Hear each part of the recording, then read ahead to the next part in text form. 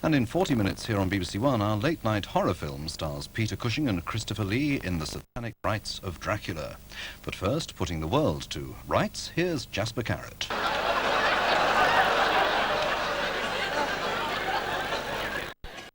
And that's the best joke I know.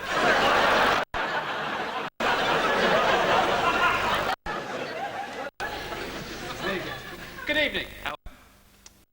Well, weren't you sickened in the week by that mindless element that went round maiming innocent people and lashing out at defenceless bystanders, putting the boot in and making a mockery of moral decency and fair play? Nigel Lawson's got a lot to answer. I can't believe him, can you? And the only thing he hasn't taxed is his brain.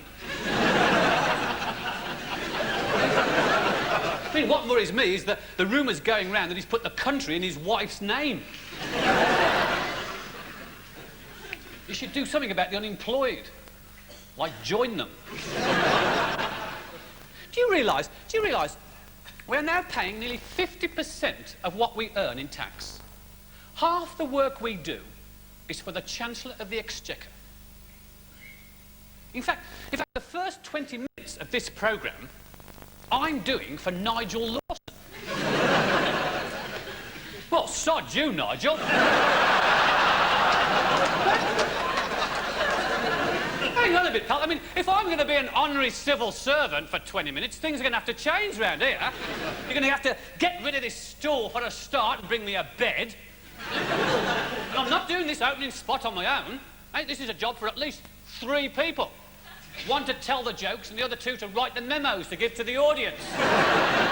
Telling them why it's funny. I want a key for the executive toilet as well. No, make that 2 keys, because the bog attendants are yank.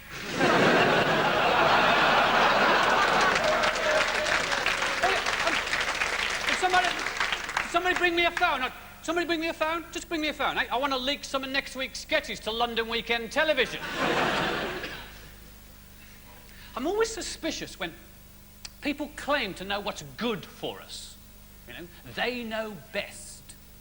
Whenever a politician starts off answering a question by saying, now look, in all honesty, you have to realise, we all sit there thinking, here comes the bullshit.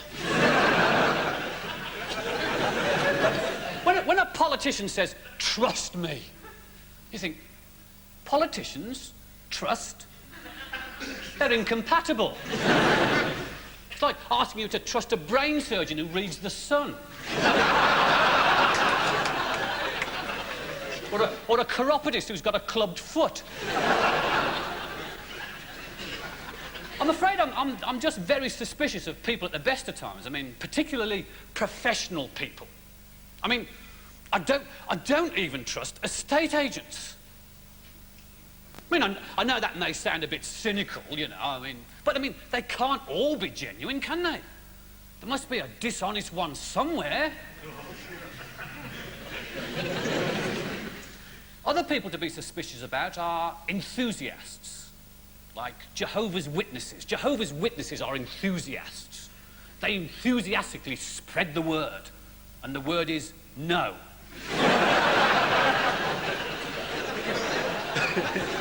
Ping pong! Have you ever thought no? If you don't get the word no in first, that's it, forget it. As soon as the foot's in the door, it's yabbity, yabbity, yabbity, yabbity, yabbity, yabbity, yabbity, yes, yabbity, yabbity, yabbity. But yabbity, yabbity, yabbity. They've never heard of commas or full stops, have they? Yabbity, yabbity, yabbity. They never take a breath, do they? I reckon they've been trained to breathe through the skin while they're talking. They're probably conditioned by being submerged in water for days on end. I bet Jaws wasn't a shark. I bet it was a Jehovah's Witness trying to sell copies of the Watchtower, you know? I'm always very wary of enthusiasts. But particularly those that think the world revolves around machines and science. You know, as kids they were train spotters and I Spy book freaks. You know, they're always collecting things like dead frogs and bits of railway line. And they've grown up now to become hi-fi buffs and computer experts. They mend televisions and do their own service on the car, and they're never happy unless their fingernails are jammed solid full of crud. You see them at newsagents thumbing through Computer Weekly and Microprocessor News, and they all wear those blue nylon anoraks with detachable hoods. And they've got greasy, lank hair with immense amounts of dandruff. That's why the hoods are detachable. They have to empty them out now and again.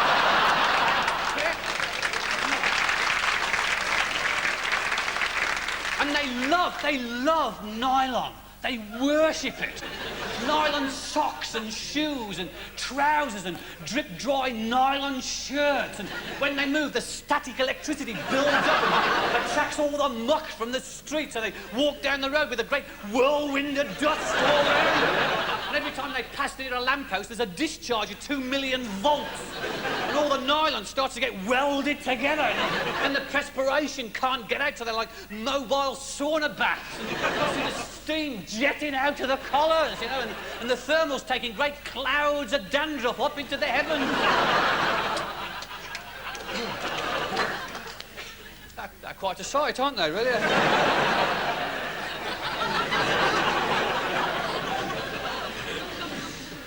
And do you know what they eat? Do you know what they eat? They eat doner kebabs. That was an odd case of trust when you think about it. I mean, who was the first person ever to try eating a doner kebab? He must have had some bottle, mustn't he? Try this.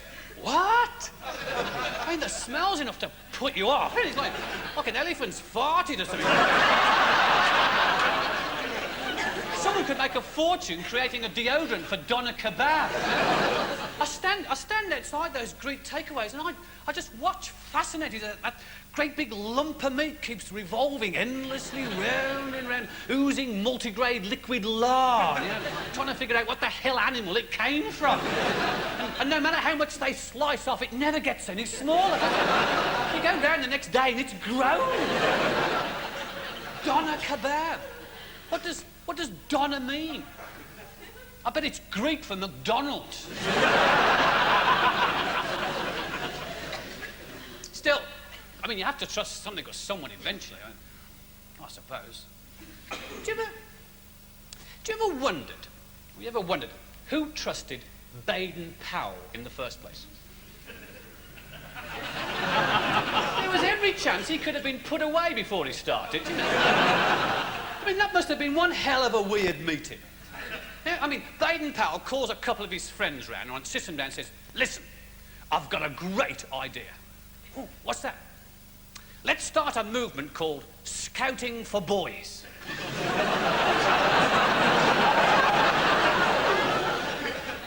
You what?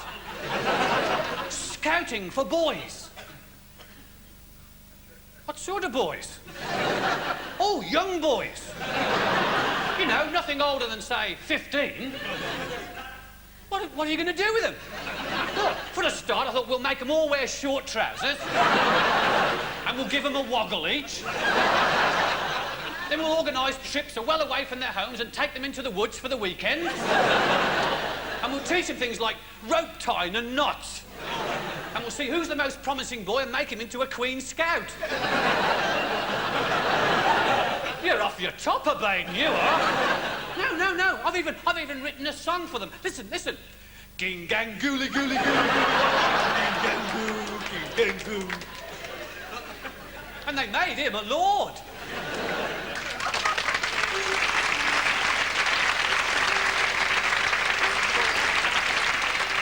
Delhi Disc proudly presents a grossly overpriced record offer. Now at last you can buy 20 golden Indian restaurant tracks. Yes, all your favorite Indian restaurant tunes together on one fabulous new album. Who can forget the evergreen or the haunting, or perhaps a change of mood? And to help you recapture the authentic atmosphere of your local tandoori house, we're giving away free with every album 14 pints of lager and a bucket. 20 golden Indian restaurant hits from Paytel Records. What gives you looks that last and last? What's bright, glossy, beautiful, and red? For doors, windows, and politicians, use Clown. That's why you're in the show.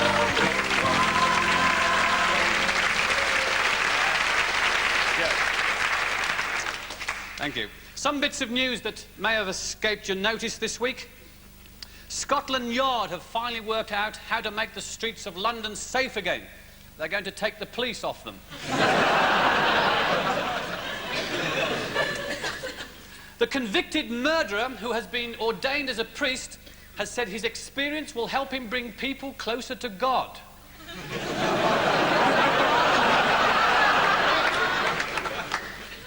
English football chiefs announced that they were thinking of sending a team to play Argentina next year. And the government are believed to be giving them the go-ahead, providing we can also send some supporters. And finally, in New York, a man on a rape charge has been given a choice of 30 years in jail or castration.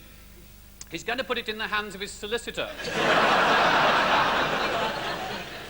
Meanwhile, back at the briefing headquarters, RAF Greenham.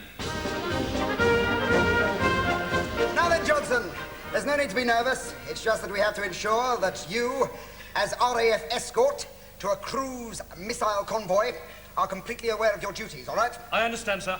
Right then. The nuclear alert has sounded, right? Now, you get into your lorries, head towards the gate, and you find your path is blocked by demonstrators. What do you do?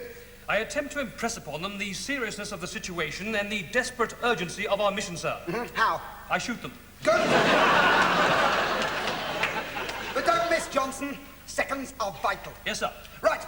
You arrive at the launching site, and the American's about to fire a missile when suddenly your radio operator informs you, he says, abort the mission. What do you do? I shoot the radio operator. Wrong. I shoot the Americans. Good. Good. Then I shoot the radio operator. Why? He stole my girlfriend. Oh. All right, then. Right. Now, what happens if you don't manage to shoot all the Americans before they fire the missile? I shoot them again. No, Johnson. I shoot myself. No, Johnson. I don't shoot you, do I, sir? No, you don't. Oh, no, of course I don't. No. No, you report immediately back to headquarters. Oh, yes. Yeah, then we shoot you. Sir, all this shooting, is it absolutely necessary? Yes, it is, Johnson. This way we can be sure that the Russians never use the bomb. Why not, sir? No point. We'll all be dead already.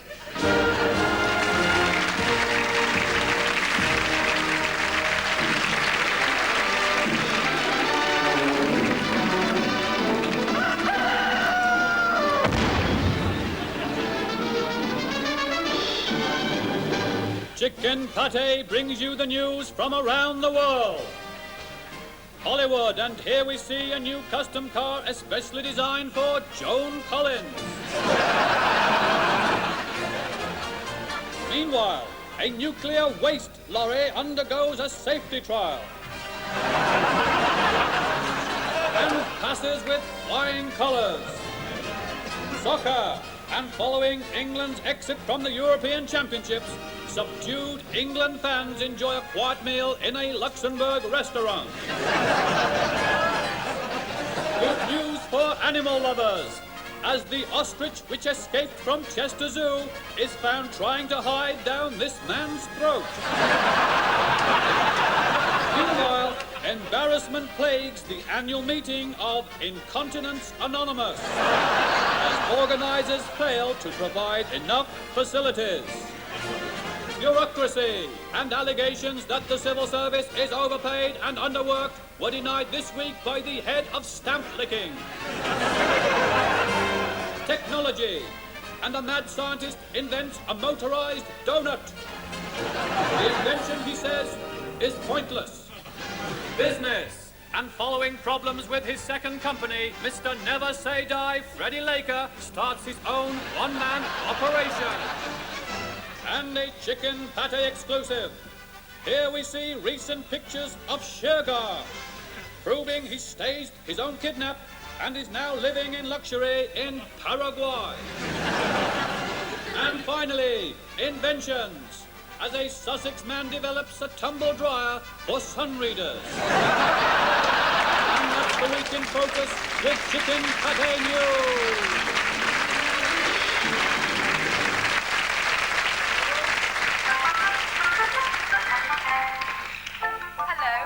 My name's Sue. Everything has a name, doesn't it? Do you know what your name is? Sir Geoffrey Howe. Do you know what the name of this thing is? A ball. Yes, it's a ball. And do you know what the name of this thing is? It's a boat. That's right. It's a hippopotamus. That's a hard word, isn't it? Hippopotamus. Can you say it? Hippopotamus? Shall we sing the hippopotamus song? Do you remember it from last week? Mr. Hippo walks along. Mr. Hippo sings a song. Flog-de, flog-de, flog-de, flog. Flog-de, flog-de, flog. It's Frank and Norman, Sir Geoffrey, your personal aides. Send them in. Morning, Sir Morning, Geoffrey. Sir Geoffrey. It's rather urgent, sir. We've had a memo from the PM. Yes, have we? Yes, she wants to see you. It's about the levels of gross incompetence here at the Foreign Office. Incompetence? What does she mean? Norman, that pan wasn't there last night, was it? No, Sir Geoffrey. No, this happened this morning when I was making the porridge. Perhaps she's referring to the EEC cock-up where we lost millions of pounds. Yes, then you said America wouldn't invade Grenada, and 20 minutes later she did. No, I know what it is. It's because you didn't know what colour the governor of Grenada was. Blinking heck, I've only met him twice. I mean, these are small little hiccups which anyone could have made. Well, you tell her that, Sir Geoffrey. Absolutely. I'm going to go right up to her, and I'm going to throw these allegations of incompetence right back in her face. Let's go, boys. Right, Sir Geoffrey. Off you, Nigel.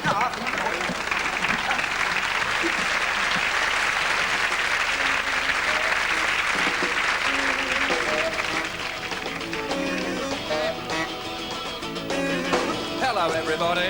Hello, everybody. My name's John. His name's John. What have I got? What has he got? I've got my glasses on. He's got his glasses on.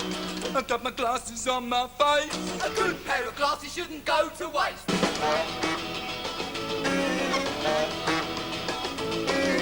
I look after my spectacles because they look after me.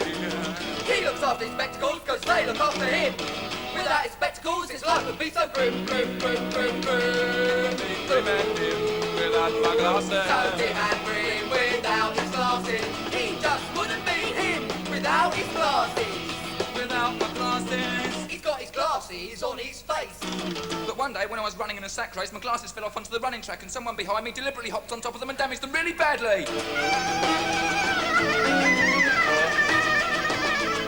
So I won the race. He won the race. But look what happened to my glasses. They flattened his glasses. If I'd have come last, I wouldn't have had this very nasty experience. He's got his glasses on his face. And then there was another occasion on which someone stole one of the side pieces of my glasses and I had to stick a biro in its place. Really? Nope.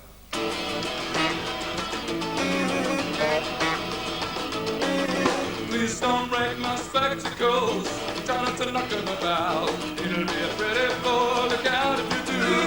I need my glasses to see me through. They got a job of work to do. They're very hard-working glasses. People say he looks like a twerp in his glasses. But I don't think I do.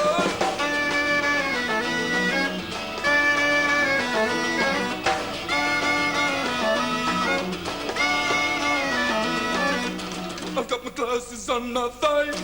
He's got his glasses in the proper place. I've got my glasses on my face. He's not got his glasses in his glasses case.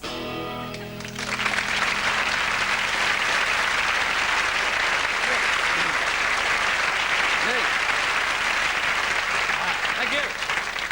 That was John Higley, who popped in to see us on his way to the sanatorium. I was reading this week about body language. If you don't know, body language is all about those actions we do unconsciously that give away our true inner self. Desmond Morris has written a book about it. It's the one I was reading. And Desmond Morris spent months going round, right, staring intently at people as they crossed and uncrossed the legs. He wore out 3 Macs and a pair of plimsolls doing it. He made some interesting observations. Apparently, body language is not the same all over the world. Different nationalities have different ways of interpreting things. For instance, to scratch your head in Japan means you're very angry. So, well, obviously you're in London, beware the Japanese tourist who asks you the way, you know. Oh, can you tell me the way to Piccadilly Circus? Well, I don't know, sunshine. I only ask bloody questions! You build bridge now!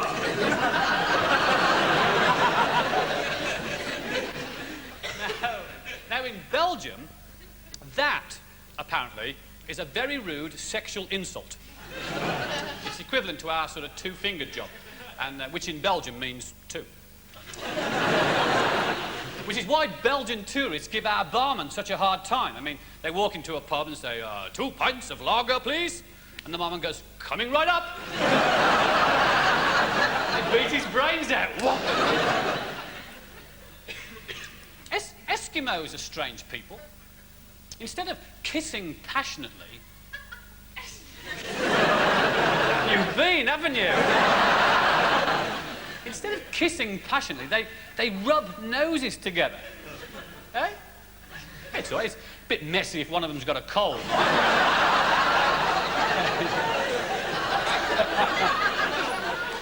I wonder if they've got an equivalent of a French kiss. Be a bit painful trying to jam your router up someone's nose. Yeah, Eskimos are really into noses. Barry Manilow's really big and green. I'm thinking about popping over there myself. Actually, there's one thing that brasses me off. It's people who keep telling me I look like Barry Manilow. Particularly when I stare into the back of a spoon.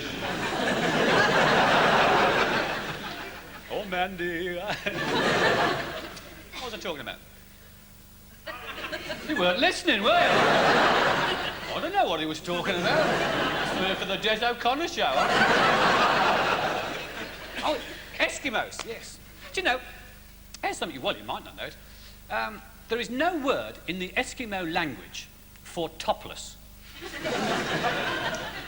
But they've got 27 different words for snow. Well, it stands to reason, really. I mean, snow plays such a major part in their life. I mean, it's their only source of reference. I mean, a typical love scene would go something like, darling, your skin's the colour of snow. Your hair is darker than snow. And your eyes are bluer than a bit of your bare body that's been sitting on snow for a long time. Desmond also pointed out that the English are very strange when it comes to bodies and touch, and we're very reserved. Well, we are, and you can best observe this in a lift. You must have noticed this. I mean, 24 English people packed into a lift, and they can all look in a different direction at the same time. Never catch anyone's eye. That's fatal, isn't it? I mean, look at the floor, you know, the adverts, your shoes, anything, anywhere. Just don't look at anyone else. That's why Lord Lucan's never been found. He's in a lift going up and down somewhere in Africa. See, it's all down to communicating. I mean, people have stopped communicating, haven't they? I said people have stopped communicating.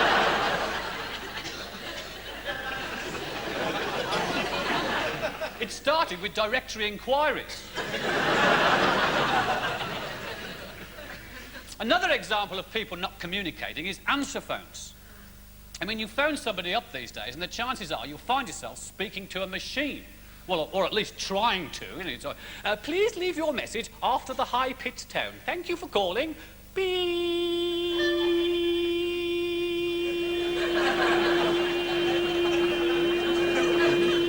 Hello.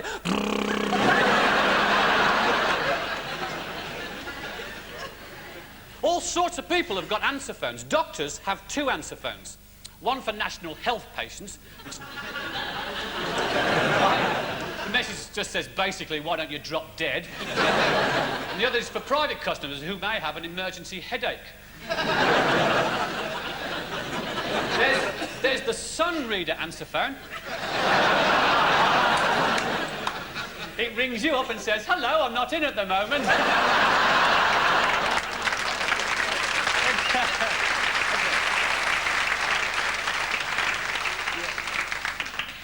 My local garage has an answer phone, and the message starts off going...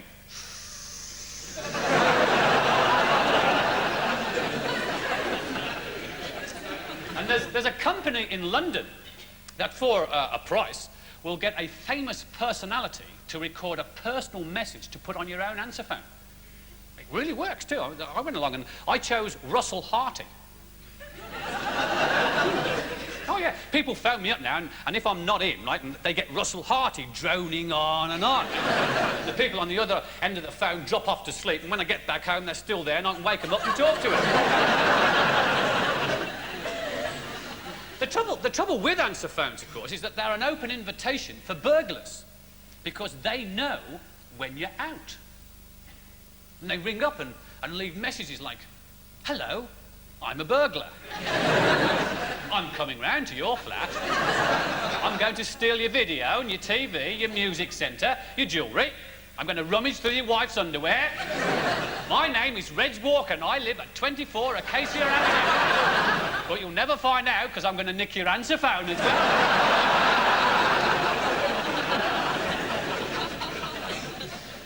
There's something a bit scary, isn't there, about all these machines taking over.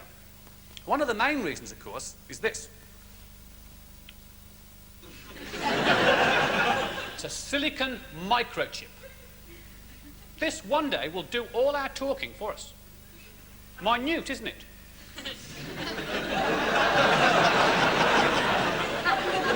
Would you believe, on this, I've had printed the whole works of William Shakespeare, and there was still room left over for a video game and all the ingredients you find on the side of a famous sauce bottle.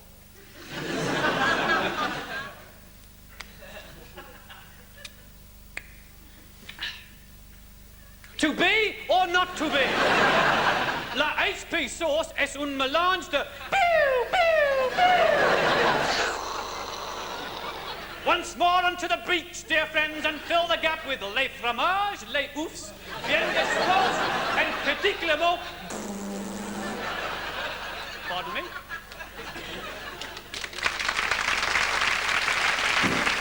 We've got the style that's really great.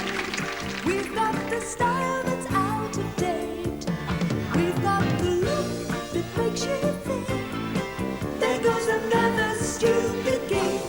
We've got the flares and anoraks, those silly trousers that they used to call slacks. We've got no style, S-C and J. We've got no style.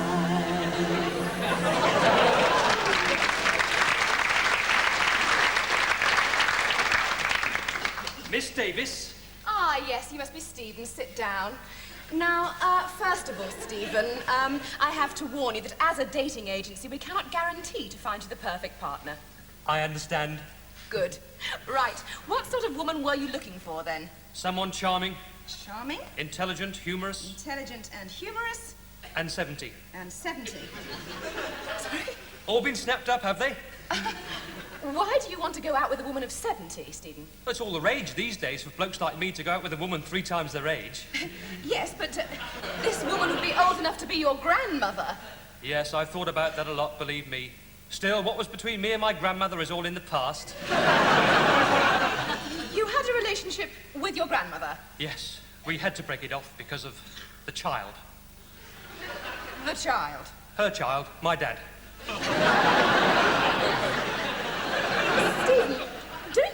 rather better off with somebody... I know what you're going to say. You're going to say I'd be better off with someone of about 50. But it wouldn't work. They're too young. They giggle all the time. And moon about the house thinking about Terry Wogan. No, I know what I wanted, 70 or nothing. Right, well, we'll see what we can dig up for you, then. I prefer a live one. I couldn't go through all that again. We'll try and make fairly sure that it's a live one, then, Stephen. Great. Got anybody? Well, no, I haven't got anyone quite that old, but, Yes? Well, there is somebody here puts me rather in mind of Penelope Keith. Oh, God, that's sick!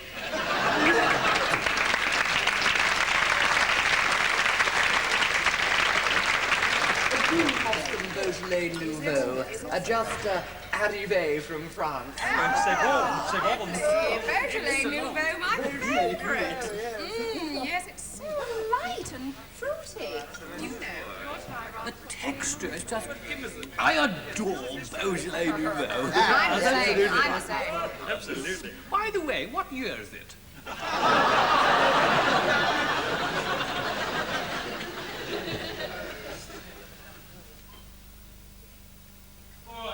Vicar, you've been caught fraternising with communists and subversive, and that's a very serious charge.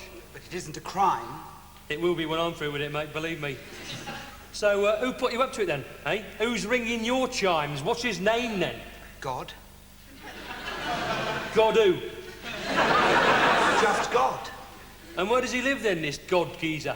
In heaven. Oh, and what part of Russia's that, then, eh? That's not any part of Russia. That's where you go when you die. Oh, so you have to die to see this God bloke, then, do you? That's very convenient, isn't it? So how come you know so much about him, then, eh? Through the teachings of his son. His son? Oh, subversion runs in the family, then, does it? This really is rather And what kind of pinko teachings are those, then? That you should love everybody. Ah, that include them commies, does it? Of course it does. We're all God's children.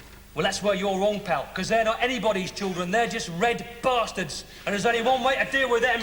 Sergeant?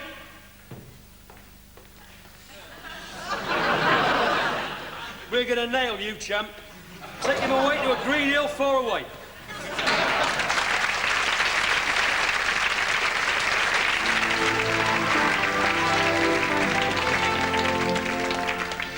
Good evening. Millions of years ago, a piece of slime crawled out of the ocean and over the centuries evolved into the English football hooligan. Or to give him his Latin name, Homo retardus. As you can see, Homo retardus has a surprisingly large brain, which is very close to the region that he speaks through. This left rather a large amount of useless matter here, which the football hooligan uses as a tool for opening beer bottles. They are known to be extraordinarily brave and fearless, and as few as 20 of them in a pack could bring down a fully grown old lady. Evidence of the sophisticated level of culture achieved can be found in the famous wall paintings of the lavatories of King's Cross. It was here that they would pay tribute to the great god Puke by kneeling over a sacred Adam Says bowl and repeating over and over the holy incantation, Og, Og, Chunda, Chunda, Chunda. Where does the English football hooligan come from? Legend has it that they evolved from a dog's arse. But scientific analysis has subsequently proved conclusively that they in fact descended from what comes out of a dog's arse. As we saw last week in Luxembourg, the English football hooligan is not yet extinct. But rest assured, we're all working as hard as possible to make it so.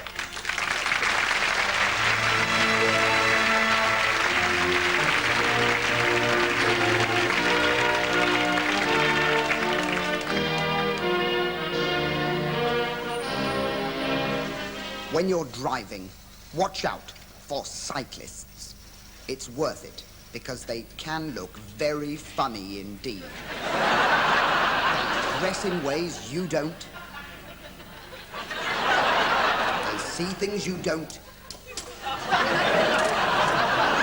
And they do things you don't. So remember, watch out for cyclists. They're always good for a laugh.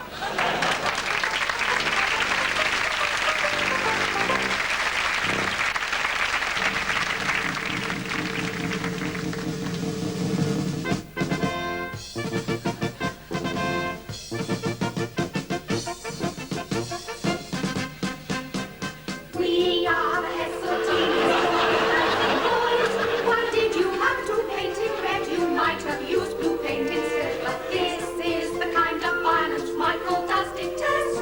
He's no regard for human life, but at least he's faithful to his wife. So please don't pass your time. He's only doing his best. And now it's time to say goodnight to all you little Heseltinis everywhere.